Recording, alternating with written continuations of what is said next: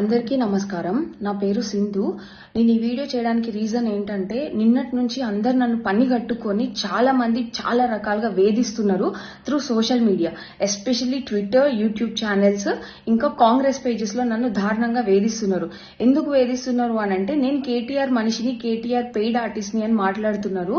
నేను ఏ రకంగా కేటీఆర్ మనిషిని చెప్పండి. నేను బీఆర్ఎస్ గవర్నమెంట్ ఉన్నప్పుడు కూడా మాకు సంబంధించిన జాబ్ నోటిఫికేషన్స్, ఇంకా దానికి టీఎస్పీఎస్సీకి సంబంధించిన ఇష్యూస్ మీద మేము కంటిన్యూస్ గా ఫైట్ చేస్తూనే వచ్చినాం. గత బీఆర్ఎస్ గవర్నమెంట్ ఉన్నప్పుడు కూడా మేము ఫైట్ చేసినాం, ఇప్పుడు కూడా ఫైట్ చేసినాం. బీఆర్ఎస్ గవర్నమెంట్ ఉన్నప్పుడు మేము కాంగ్రెస్ ని అప్రోచ్ అయినాం. మరి అప్పుడు కాంగ్రెస్ ని అప్రోచ్ అయినందుకు నేను కాంగ్రెస్ కి పెయిడ్ ఆర్టిస్ట్ అయితానా? కాంగ్రెస్ వాళ్ళు నన్ను అప్పుడు కొని ఉన్నారా? అప్పుడు లేనిది ఇప్పుడు నేను బీఆర్ఎస్ కి పెయిడ్ ఆర్టిస్ట్ ని ఎట్లా అవుతాను? అవును, మేము కాంగ్రెస్ పార్టీ దగ్గర మా సమస్యల్ని పెట్టదలుచుకున్నాం. బిఫోర్ ఎలక్షన్స్ పెట్టినాం. సేమ్ టైమ్ బీఆర్ఎస్ దగ్గర కూడా పెట్టదలుచుకున్నాం. బీఆర్ఎస్ దగ్గర కూడా వెళ్లి మేము మా ప్రాబ్లమ్స్ ఇవి, మీ వల్ల మేము పడిన బాధలు ఇవి, మాకు మీరు వస్తే చేసే సొల్యూషన్స్ ఏంటి అని అడగడం. అట్లా అడగడం ఎంతవరకు తప్పు? నేను బీయింగ్ ఎ పర్సన్ ఒక పార్టీకి సంబంధించి ఒక పార్టీని ఎంచుకోవాలా లేదా అన్నది నా choice. At the same time నేను న్యూట్రల్ ఉండాలనుకోవడం కూడా నా చాయిస్. ఇప్పుడు మీరు అందరూ అంటున్నారు కదా నేను బీఆర్ఎస్ పెయిడ్ ఆర్టిస్ట్ అని చెప్పి. ఈ రోజు ఏ ఒక్కరైనా నన్ను ప్రూవ్ చేయగలుగుతారా నేను బీఆర్ఎస్ పెయిడ్ ఆర్టిస్ట్ అని? నేను ఎక్కడైనా బీఆర్ఎస్ కండువా కప్పుకొని ఉన్నానా? ఏ ఒక్క చోటనైనా నేను బీఆర్ఎస్ కి ఓట్ వేయండి అని చెప్పిన దాన్ని ఏ ఒక్కటన్నా బయట పెట్టండి. ఈ రోజు బయట పెట్టి మాట్లాడండి. బయట పెట్టకుండా ఒక ఆడబిడ్డను పట్టుకొని అడ్డగోలుగా ట్విట్టర్ లో, ఫేస్బుక్ లో, ఇన్స్టాగ్రామ్ లో ఎక్కడంటే అక్కడ ట్రోల్స్ చేస్తున్నారు. ఇది ఎంతవరకు సమంజసం అని నేను అడుగుతున్నా. ఎందుకు ట్రోల్ చేస్తున్నారు అంటే ఇప్పుడు మేము క్వశ్చన్ చేసేది కాంగ్రెస్ గవర్నమెంట్ నిరుద్యోగులకు ఇచ్చిన హామీలనే కదా క్వశ్చన్ చేసేది. దాన్ని మేము క్వశ్చన్ చేస్తే మమ్మల్ని ఇంత టార్చర్ చేస్తారా మీరు? మీకు రైట్స్ ఎవరు ఇచ్చిండ్రు? ఒక పర్సన్ ని టార్చర్ చేయాల్సిన రైట్స్ ఎవరు ఇచ్చిండ్రు? తీన్మార్ మల్లన్న అంటాడు శంకిని అని మాట్లాడుతున్నావు.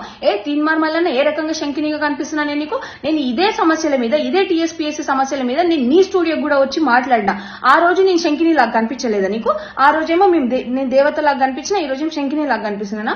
అయినా కాంగ్రెస్ గవర్నమెంట్ కి నిరుద్యోగులందరూ ఈ రోజు ఎందుకు అంత చేరువగా కనిపిస్తున్నారు?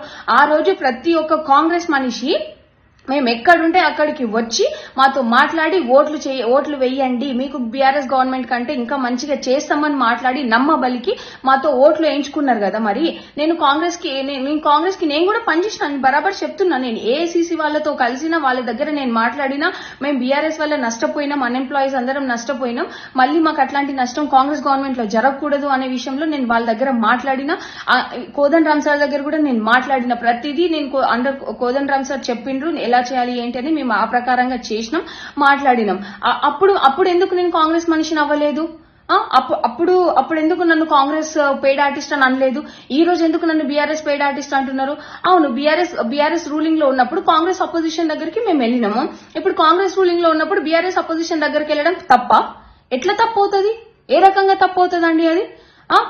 అది మాకు ఎందుకు ఇచ్చారు? మాకు ఆ చాయిస్ ఎందుకు ఇచ్చారు? అపోజిషన్ దగ్గరికి వెళ్ళే చాయిస్ ఎందుకు ఇచ్చారు? మేము మిమ్మల్ని అడిగినామా? మిమ్మల్ని మా హామీలు ఎవరు ఇచ్చారు? కాంగ్రెస్ గవర్నమెంటే కదా హామీలు ఇచ్చింది. మరి ఆ హామీలు తీరిస్తూ మేము వెళ్ళాం కదా బీఆర్ఎస్ దగ్గరికి, అపోజిషన్ దగ్గరికి మేము వెళ్ళాం కదా.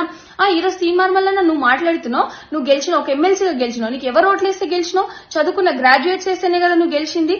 అట్లాంటిది నువ్వు ఈ రోజు ఒక గ్రాడ్యుయేట్ ని పట్టుకొని శంకిని అని మాట్లాడడం ఎంతవరకు కరెక్ట్? నువ్వు ఏ రకంగా అంటున్నావు? నన్ను ప్రూవ్ చేయి, దమ్ముంటే నువ్వు ప్రూవ్ చేయి. పవర్ నీ దగ్గర ఉంది, కాంగ్రెస్ గవర్నమెంట్ రూలింగ్ లో ఉంది, పవర్ ఉంది, ప్రూవ్ చేయండి. నేను ఏ బీఆర్ఎస్ నాయకుడి దగ్గర పైసలు తీసుకున్నా అనేది మీరు ప్రూవ్ చేయండి. బరాబర్ నేను దేనికైనా సిద్ధంగా ఉంటా. ఈ రోజు ఏమి తెలియకుండా ఇష్టంగా ఒక ఆడబిడ్డను పట్టుకొని ట్రోల్ చేస్తే ఇంకోసారి కాంగ్రెస్ గవర్నమెంట్ ని క్వశ్చన్ చేయదని మీరు అనుకుంటున్నారా? ఇట్లా ఎంతకాలం భయపెట్టి అణచివేస్తారు నిరుద్యోగుల్ని? సరే, నేను ఒక్కదాన్నంటే వచ్చి నా కాంగ్రెస్ మీద కోపం ఉండి నేనేదో చేస్తున్నా అనుకోవచ్చు. మరి నిన్న వచ్చిన 1000 మంది నిరుద్యోగులు ఎవరిని చూసి వచ్చిరు? ఎవరు రెచ్చగొడుతూ వచ్చిరు? రెచ్చగొడితే 1000 మంది వస్తారు, 2000 మంది వస్తారు, అంతే తప్ప ఇంకా ఎక్కువ రారు కదా. కానీ నిన్న ఎంతమంది వచ్చిరు మీరు కనిపించట్లేదా? మీకు ఇంటెలిజెన్స్ రిపోర్ట్ లేదా? వాళ్ళందరూ ఎందుకు వచ్చిరు? వాళ్ళ కడుపు మండే కదా వచ్చింది. ఒకరు రెచ్చగొడితే రెచ్చిపోయి రావడానికి వాళ్ళేం ఇది కాదు కదా. అందరూ ఎడ్యుకేటెడ్, వాళ్ళకి తెలుసు ఎవరు రెచ్చగొడుతున్నారు, ఎవరు రెచ్చగొట్టట్లేదని వాళ్ళకి తెలుసు కదా. సరే, కొంతమంది అంటే ఫాలోవర్స్ ఉంటారేమో, మరి మిగిలిన వాళ్ళందరి గురించి ఏం చెప్తాం? వాళ్ళకి సమాధానం చెప్పండి. ఎందుకు సమాధానం చెప్పట్లే?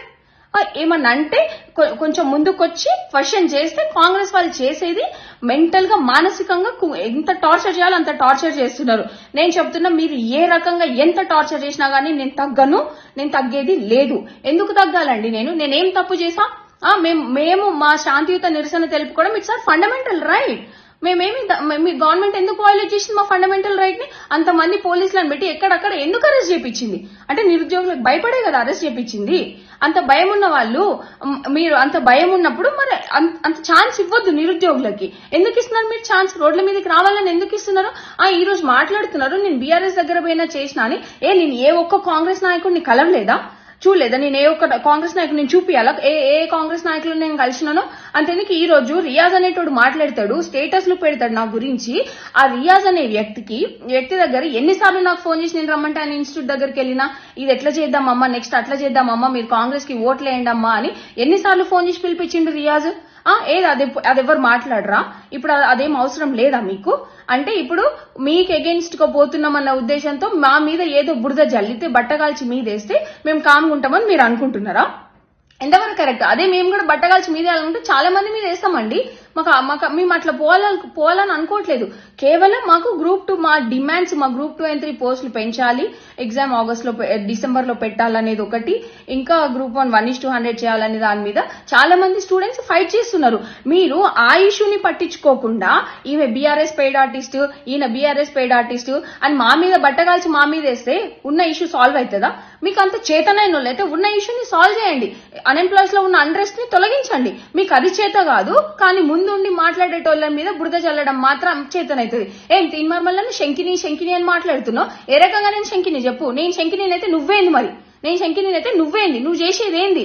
నువ్వు చేసిన ప్రామిస్ ఏంది? జీవో 46 వాళ్ళు నీ స్టూడియోకి వస్తే నేను ఆదుకుంటా తమ్మి అని మాట ఇచ్చినోడివి, ఇవాళ జీవో 46 వాళ్ళని అడ్డగోలుగా తిడుతున్నావు. నువ్వు ఘోరంగా తిడుతున్నావు. మళ్ళీ తిట్టిన నువ్వే మొన్న ఎమ్మెల్సీ ఎలక్షన్స్ ముందు ఏమంటారు ప్రచారాలలో మాట్లాడినావు కదా నువ్వు. మీకు గ్రూప్ 1 గ్రూప్ 2 3 పోస్టులు పెంచిపిస్తా, 1:100 చేపిస్తా, జీవో 46 ఇష్యూ టేకప్ చేస్తా, న్యాయం జరిగేలా చూస్తా అన్నావు కదా. మరి నువ్వెందుకు మాట్లాడినావు? అంటే నీ ఎలక్షన్స్ కి అవసరం ఉన్నప్పుడేమో వాడుకుంటావా అన్ఎంప్లాయీస్ ని, ఎలక్షన్స్ అప్పుడు అవసరం లేకుంటేనేమో శంకిని అని మాట్లాడతావా? ఇవన్నీ అసలు ఎందుకు ఇట్లా చేస్తున్నారు? రేపొద్దున నాకేమన్నా అయితే దీనికి కారణం ఖచ్చితంగా తీన్మార్మల్లన్న రేవంత్ రెడ్డి, కాంగ్రెస్ గవర్నమెంట్ మాత్రమే. ఎందుకు అనంటే ఒక ఆడపిల్ల అనేది కూడా చూడకుండా అడ్డగోలుగా మాట్లాడుతున్నారు. ఇదే ఆడపిల్లని బయటకు వచ్చి బీఆర్ఎస్ గవర్నమెంట్ ముందు ఫైట్ చేస్తున్నప్పుడు ఈ రోజు నన్ను ట్రోల్ చేసే మనుషులే బాగా ఫైట్ చేస్తున్నావమ్మా నువ్వు చెయ్యి, ఇట్లనే మన డిమాండ్స్ మనం సాధించుకోవాలి, అది మన హక్కు అని చెప్పినోళ్ళు ఇవాళ ఎందుకు హక్కు కాకుండా పోతుంది? ఆ రోజు మన డిమాండ్స్ మనం సాధించుకోవాలనుకోవడం హక్కు అయితే ఈ రోజు కూడా హక్కే కదా. కేవలం గవర్నమెంట్ రూలింగ్ పార్టీస్ మారినాయి అంతే. గవర్నమెంట్ లో మొన్న బీఆర్ఎస్ ఉంది, ఇవాళ కాంగ్రెస్ ఉంది అంతే తప్ప దానికి మేము హక్కులు సాధించుకోవాల్సిన కెపాసిటీ మాకు ఉంటది. డెఫినెట్ గా మేము హక్కులు సాధించుకుంటాం. పార్టీ మారినంత మాత్రం రూల్స్ మారుతాయా?